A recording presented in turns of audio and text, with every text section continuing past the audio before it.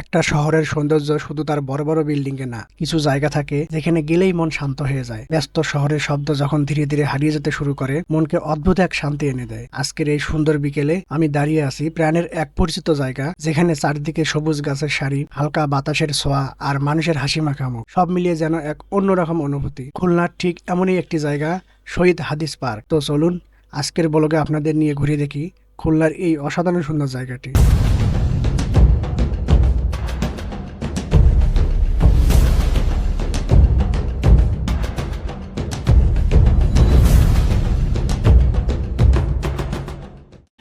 আসসালামু আলাইকুম এভরিওয়ান, আশা করি সবাই ভালো আছেন। আজকে আমি ঘুরতে এসেছি শহীদ হাদিস পার্কে। এই পার্কে ঢুকতে মূলত কোনো প্রবেশ মূল্য লাগে না। পার্কে ঢুকেই প্রথমে চোখে পড়বে অনেক সুন্দর করে নির্মাণ করা শহীদ মিনারটি, যা অনেকটা ঢাকার কেন্দ্র শহীদ মিনারের মতো করেই তৈরি করা। আজকে আমি মূলত এই শহীদ মিনার থেকে শুরু করে পার্কের বাম সাইড দিয়ে ঘুরে ঘুরে চারপাশে রাউন্ড দিয়ে ডান সাইড দিয়ে বের হয়ে আসবো। তো চলুন এগিয়ে যাই।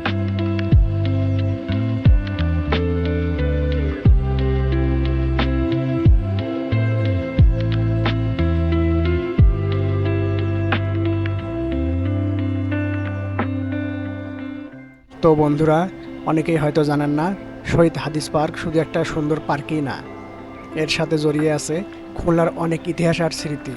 এই পার্কটি প্রতিষ্ঠিত হয় 1884 সালে। তখন খুলনা পৌরসভা শহরের মানুষের বিনোদনের জন্য এটি তৈরি করে, আর সেই সময়ের নাম ছিল খুলনা মিউনিসিপ্যাল পার্ক। পরে 1925 সালে 16 জুন এখানে ভাষণ দিয়েছিলেন মহাত্মা গান্ধী। তার স্মরণে তখন পার্কটির নাম পরিবর্তন করে রাখা হয় গান্ধী পার্ক। এরপর দেশভাগের পরে আবার নাম পরিবর্তন হয়ে হয় জিন্না পার্ক। কিন্তু সময়ের সাথে সাথে মানুষের আন্দোলন আর ইতিহাসের কারণে আবারও এই পার্কের নাম বদলে যায়। 1969 সালের গণঅভ্যুত্থানের সময় আইয়ুব বিরোধী আন্দোলনে পুলিশের গুলিতে শহীদ হন শেখ হাদিসুর রহমান বাবু। তার স্মৃতিকে সম্মান জানিয়ে 1969 সালের 22 ফেব্রুয়ারি এই পার্কের নাম রাখা হয় শহীদ হাদিস পার্ক। সত্যি বলতে এই জায়গায় শুধু সৌন্দর্য না, এখানে ইতিহাসের একটা গভীর অনুভূতিও আছে। আজও খুলনার মানুষ বিকেলে এখানে আসে, সময় কাটায় আর এই ঐতিহাসিক জায়গাটার সৌন্দর্য উপভোগ করে।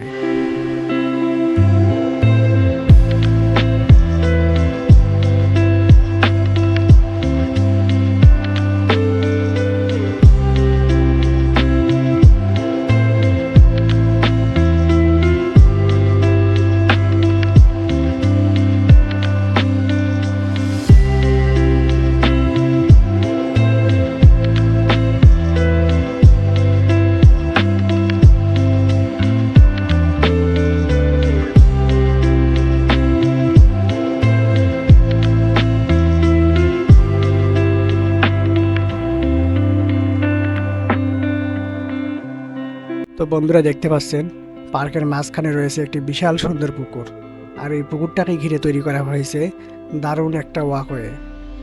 সত্যি বলতে জায়গাটা দেখতে একদম সিনেমাটিক লাগে। পুকুরের পানিতে চারপাশের গাছের রিফ্লেকশন পড়ছে, হালকা বাতাস বইছে, আর পুরো পরিবেশটা অনেক শান্ত আর রিফ্রেশিং ফিল দিচ্ছে। এই ওয়াকওয়েটা দিয়ে হাঁটতে হাঁটতে চারপাশের ভিউ উপভোগ করার মজাই আলাদা। বিশেষ করে বিকেলের সময় এখানে মানুষজন হাঁটতে আসে, কেউ গল্প করে, কেউ বসে শান্তভাবে সময় কাটায়। আর সবচেয়ে ভালো লাগার বিষয় হলো পুরো জায়গা জুড়ে বসার জন্য সুন্দর একটা ব্যবস্থা করা হয়েছে। পুকুরের পাশে বসে ঠান্ডা বাতাস উপভোগ করতে সত্যিই অনেক ভালো লাগে। এমন একটা পরিবেশে বসলে মনে হয় শহরের সব ক্লান্তি যেন কিছুক্ষণের জন্য হারিয়ে যায়। চারপাশের বড় বড় সুন্দর গাছ পুরো জায়গাটাকে আরও বেশি ন্যাচারাল আর পিসফুল করে তুলেছে। গাছের ছায়া, পাখির শব্দ আর পানির শান্ত দৃশ্য সব মিলে এখানে একটা অন্যরকম প্রশান্তি পাওয়া যায়। অনেস্টলি বললে খুলনা শহরের মধ্যে এত সুন্দর একটা জায়গা পাওয়া সত্যিই অনেক স্পেশাল।